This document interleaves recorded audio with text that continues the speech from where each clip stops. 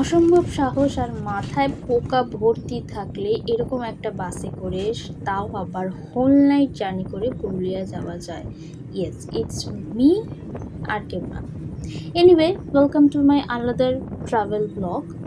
পুরুলিয়া যাচ্ছি রাত্রেবেলা বাসে করে। এসপ্ল্যানেড থেকে আপাতত 8টার বাসটা ধরেছি। একটু তাড়াতাড়ি করে প্ল্যান হয়েছে বলেই এরকম অবস্থা, কিছু করার নেই। রাস্তার অবস্থা খুবই খারাপ এই রাত্রিবেলা, এমনিতেও কিছু বোঝা যাচ্ছে না। যাই হোক, অবশেষে সকালবেলা ঠিক 6:15টার মধ্যে পৌঁছে গেছিলাম। এই যে দেখছেন পুরুলিয়া বাস স্ট্যান্ড। মার্চের প্রথম সপ্তাহতেই গেছিলাম, কিন্তু সেই সময়ও কিন্তু ভালো কুয়াশা ছিল, এখনও কিন্তু জমজমাট হয়নি বাজার। এই যে পুরুলিয়া বাস স্ট্যান্ড থেকে আমরা একটা বাসে করে চলছি টুয়ার্ডস অযোধ্যা হিলটপ। ওই জায়গাটার নামই অযোধ্যা হিলটপ। অযোধ্যা পাহাড়ের ওপরে বেশ ভালো জঙ্গল আছে, সেখানেই আমরা একটা হোমস্টে বুক করেছিলাম।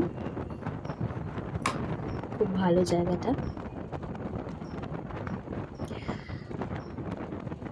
বাসটা ছাড়তে ছাড়তে প্রায় 7:30টায় বেজে গেছিলো, কিন্তু দেখতে পাচ্ছেন খুবই কুয়াশা ছিল।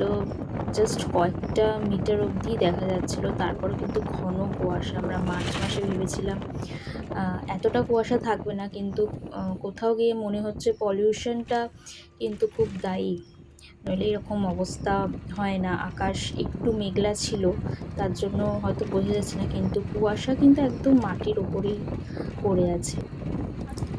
সকালবেলা যেতে খুবই ভালো যাচ্ছিল বাসে করে। প্রকৃতি এত সুন্দর, তার মধ্যে কুয়াশা পড়ে আসছে, ভালোই লাগছিল, খারাপ লাগছিল না। অনেকদিন পর বাড়ি থেকে একটু প্রকৃতির খোঁজে, একটু মাটির টানে পুরুলিয়ায় মনটা সত্যি খুব ভালো হয়ে যাচ্ছিল।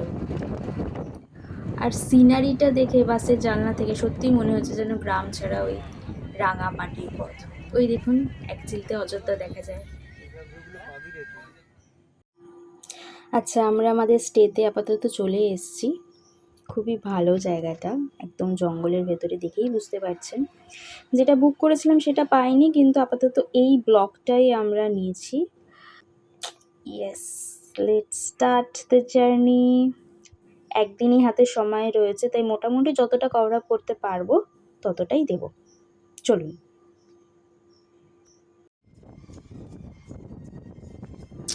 আপাতত গাড়ি নিয়ে আমরা বেরিয়ে পড়েছি পুরুলিয়ার উদ্দেশ্যে।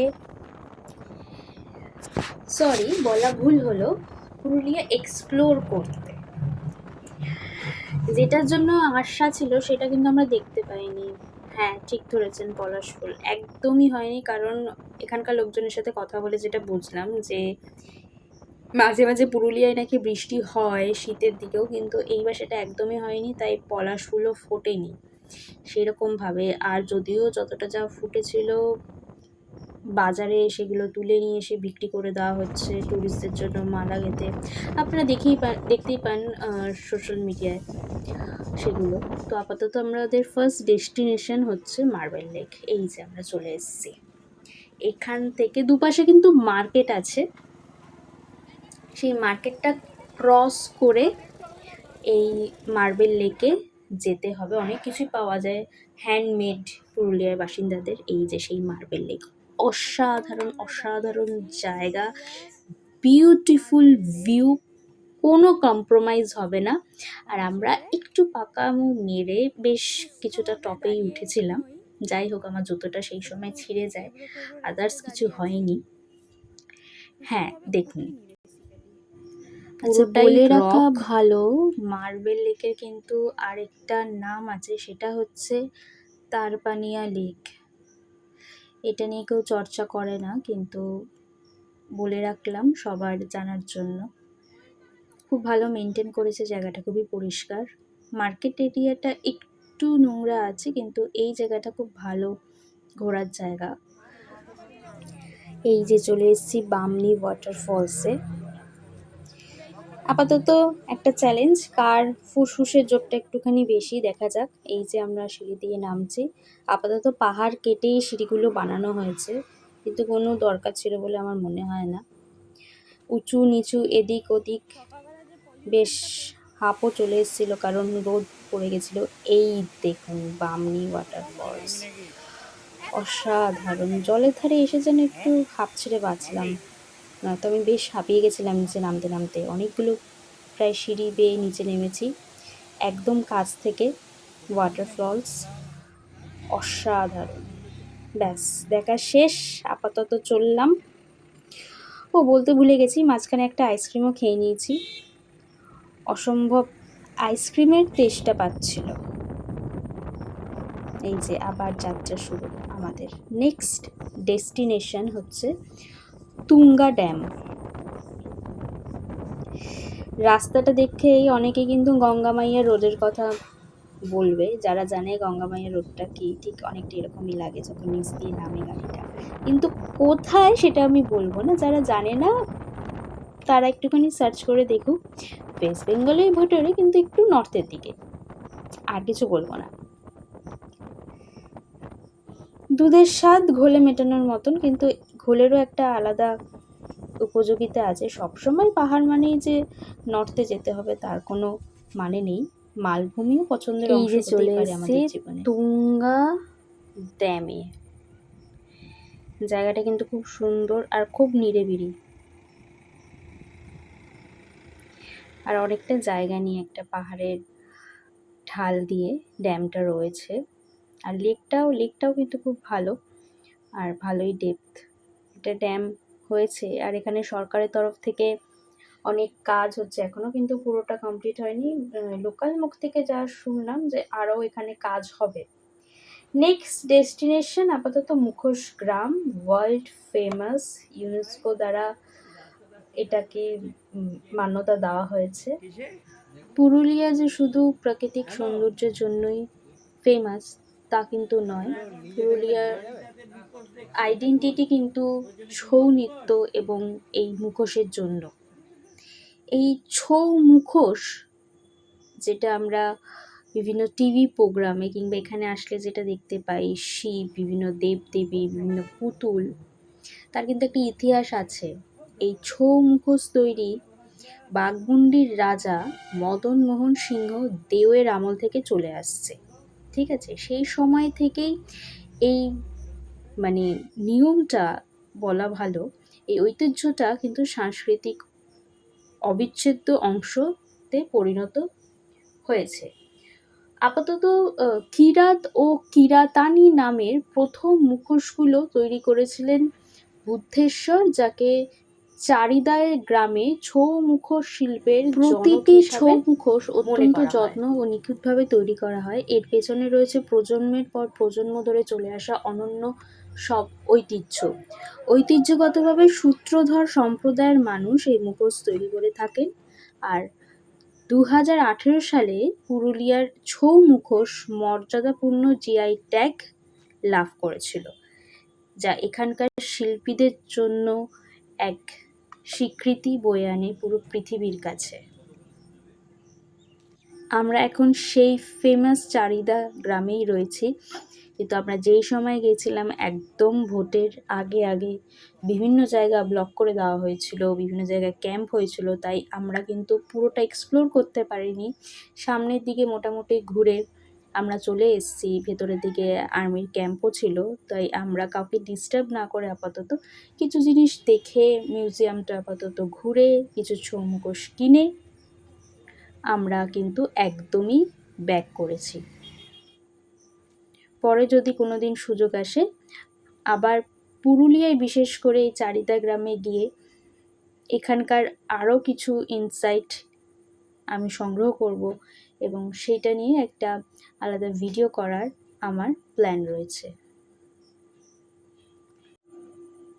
এই দেখুন, বলতে বলতে চলে এসেছি আমরা পাখি পাহাড়ে, একদম ফরেস্টের ভেতরেই। কিছুটা গাড়ি রেখে কিছুটা হেঁটেই এঁকেছি, অসম্ভব শুকনো পাতা পড়ে আছে মাটিতে, আর চারিদিকে জঙ্গল, একটা ঢিলার মতন পাহাড়, সেটা উঠতে হয়, কিন্তু আপাতত আমরা উঠিনি কারণ আমাদের প্রপার লাঞ্চও হয়নি সেরকমভাবে, আর ভেতরে যে খুব একটা লোকজন ছিল সেটাও নয়, তো রিস্ক না নিয়ে আপাতত আমরা পাখি পাহাড় থেকে বেরিয়ে আমাদের পরের ডেস্টিনেশনে যাচ্ছি,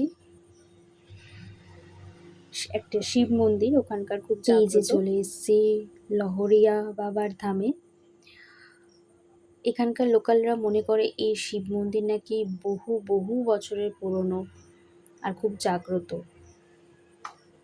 পুরনো ডোগরি নকশা কাটার মন্দিরটির ধাঁচ এটা রয়েছে। হর হর মহাদেব। এখানে বেশ কিছুক্ষণ আমরা একটু রেস্ট করেছিলাম, কিছু খাওয়া দাওয়া করেছিলাম বিকেলবেলার। আর বাবার ধামে বসে থাকতে কার না ভালো লাগে বলুন।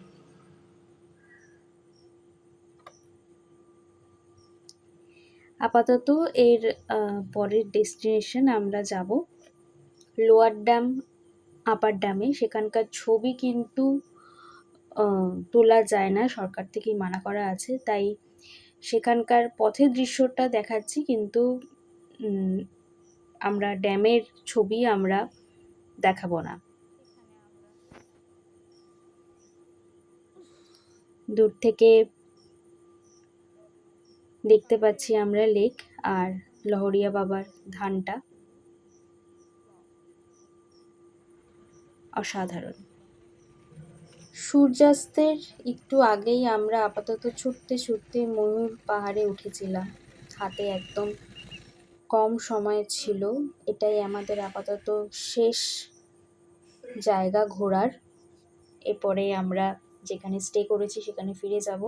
হ্যাঁ, একদম টপেই এই যে ফিরে এসছে। আর এই যে ছোট্ট ছোট্ট বদমাশগুলো দেখতে পাচ্ছেন, আমাকে তাড়া করেছিল। খুব ইচ্ছা করছিল একটুখানি দোলনায় চাপবো, কিন্তু কিছুতেই বসতে দেয়নি আপাতত। তবে জায়গাটা কিন্তু খুব সুন্দর ছিল, একদম অযোধ্যার জঙ্গলের পাশেই বলতে গেলে।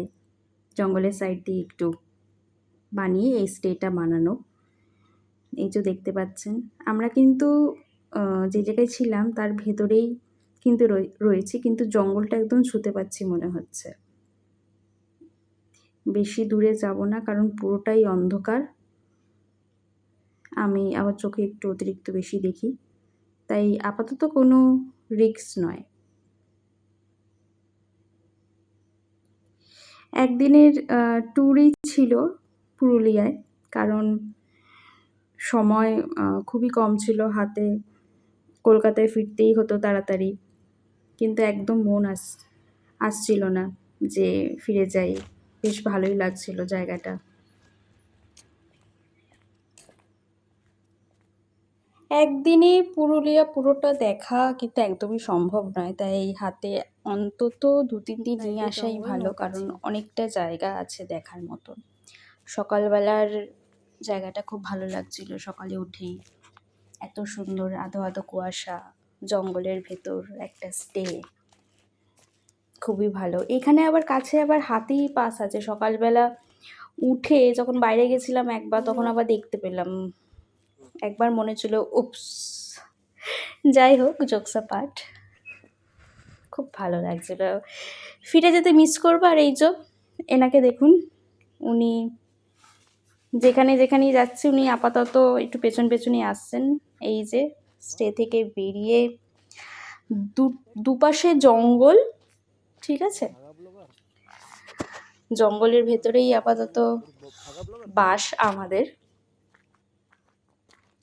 ইনি যাচ্ছেন, যেন মনে হচ্ছে ইনিই আমাদের পথ দেখিয়ে যেখানে বাস স্টপ আছে সেখান থেকে বাসে উঠিয়ে টাটা করে আমাদের বাড়ি ফেরত পাঠাবে। আমরা এখান থেকে আপাতত হাঁটতে হাঁটতে, খুব বেশিক্ষণ সময় লাগে না, আমরা একটু যাব অযোধ্যা হিল টপ বলে একটা বাস স্টপ আছে, সেইখান থেকে ফার্স্টে যেতে হবে পুরুলিয়া বাস স্ট্যান্ড। সেখান থেকে আমরা আবার বাসে করেই ব্যাক করব কলকাতা। একদম ফার্স্ট বাস 6:20, 6:30 মধ্যে চলে আসে, সেখানেই আমরা যাব। সেখান থেকে বাসে উঠে অসম্ভব নিরিবিলি শান্তির একটা জায়গা, শহরের ক্যাওস থেকে দূরে এই যে বাসে উঠে পড়েছি।